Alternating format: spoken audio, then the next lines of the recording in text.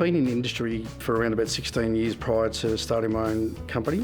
Decided that it was time to basically go out on my own and decided to start my own freight company.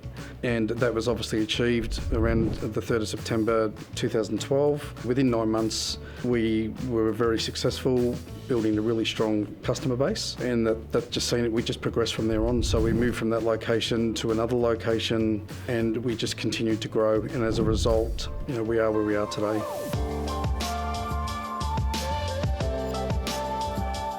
I grew up in Laylaw in Victoria. I was in the Broadmeadows region, so very difficult childhood. Back then there was a lot of crime, there was a lot of drugs, and we're talking many, many years ago, so that definitely may have changed. But me personally, I was always different to everybody else. I wasn't going to pubs and clubs at an early age. I didn't drink alcohol before I was of age. I was wanted to complete my school, and then by that stage my friends were getting their truck licence, so I just thought it was a good idea at the time.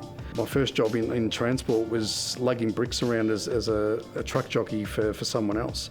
So effectively I got my truck licence and then obviously landed my first driving job delivering to pubs and clubs throughout Victoria, and I was an 18-year-old, so I was probably one of the youngest brewery drivers back then.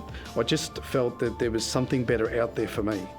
And that drove me my whole working life. I went from a truck driver to a fleet allocator, to an operations manager, to a general manager, and to a director of a company prior to starting this one during my journey.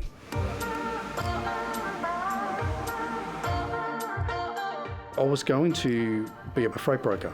So a freight broker is a little bit different. They don't own trucks. Effectively what they do is they act as a mediator. But I felt if I was to do that, I would lose control over our customers, because when you're relying on someone to manage the freight gets handed to several different companies, and I didn't want that. I actually wanted to be able to control it, control the environment, and more importantly, it was about retention as well.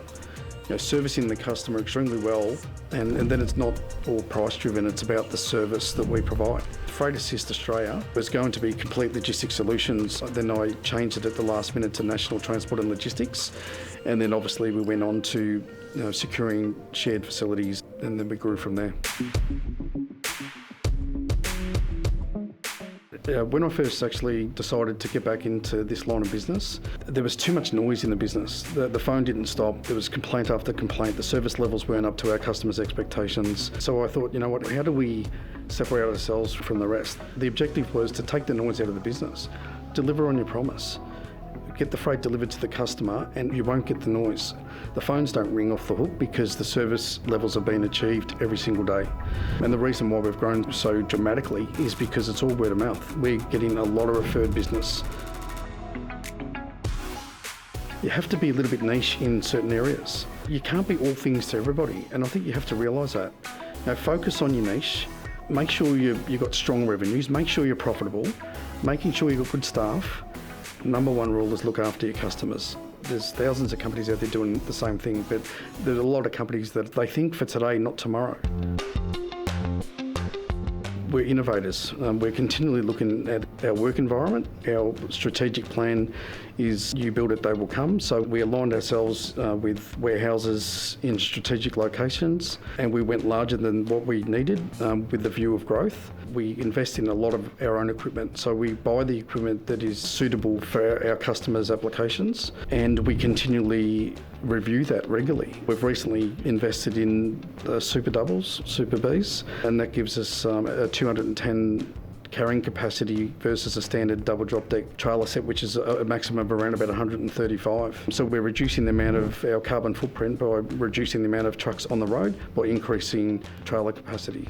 I love seeing my trucks on the road. I love getting messages from friends, taking photos of my trucks driving down the highway. We're nationally recognised now. In 2012, got a call from Dean. I was working at a telecom company, and he needed assistance with setting up his IT systems. So I come on board to set that up in the early stages. Well, the company's come a long way. We've started from nothing.